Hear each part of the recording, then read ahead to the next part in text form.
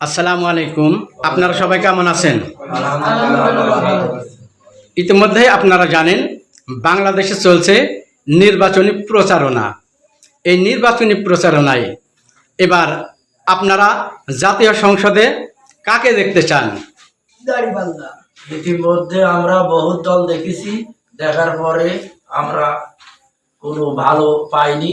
এখন আমরা ন্যায় ও নীতি সমাজবান ব্যক্তিদের ভোট দেবো দাঁড়িপাল্লা। এখন আমরা দেখতে চাই যে কিভাবে এরা দেশ এবং জনগণ দেশ চলে, এই জন্য আমরা চেষ্টা করছি চিন্তাধারা। এবং আমার জানা মতো তোমরা তো এবার নতুন ভোটার। জি জি।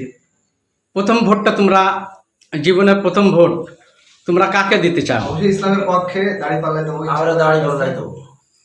তাহলে এবার তরুণ, যুবক, বৃদ্ধ সবাই বেঁধেছে জোট, দাঁড়িপাল্লা মার্কায় দেবে ভোট।